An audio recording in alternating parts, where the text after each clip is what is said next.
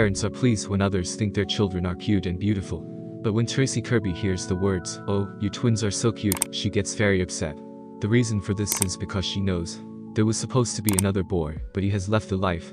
Henry and James from Bedfordshire were supposed to be triplets, but they never got to meet their brother Caden. The baby, his name means little fighter, suffered from what medics call delayed successive heartbeats.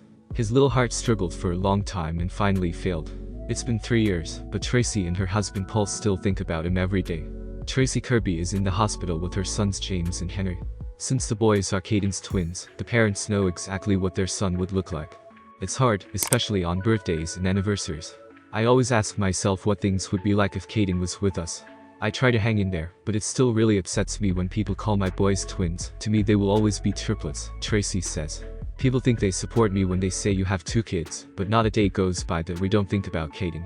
Tracy and Paul, 30, learned Tracy was pregnant with triplets during a checkup at a local hospital in 2014. They were shocked, but couldn't be happier. 19 weeks later, however, the couple was told that the twins had fetal transfusion syndrome, an abnormality that affects blood flow from the placenta to each baby. This means that one of the twins receives too much blood and has a large amount of surrounding amniotic fluid, and the other of the twins experiences a lack of both. This puts both babies' lives at risk.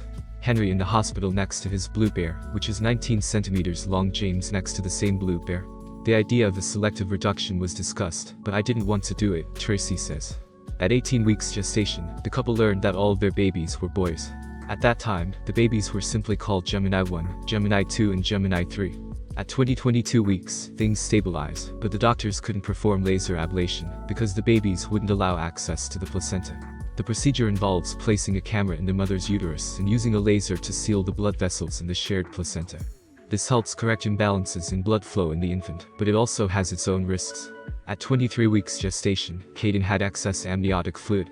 His twins, on the other hand, were deficient in it. I was seen by many specialists, and the cardiologist told me their hearts were developing normally, Tracy says. Eventually the placenta shifted so that it was possible to do laser ablation because the babies were out of the way. When the camera went into Tracy's uterus, she saw a live video of her 3 babies for the first time, a rare condition unavailable to most mothers.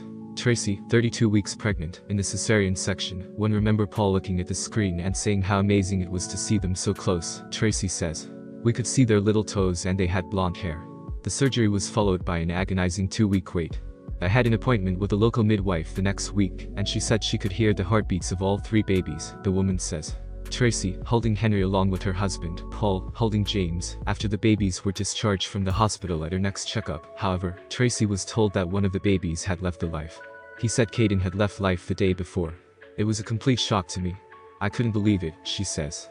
Tracy carried her 3 sons, including tragically Caden, for 7 more weeks. He spent those 7 weeks in my belly. I knew that when they were born, he would be gone. For the rest of my pregnancy, I was able to talk to all 3 of them, and I was happy they were all together, Tracy says. After 32 weeks, Tracy's water broke. She was taken to the hospital and placed in a cesarean section.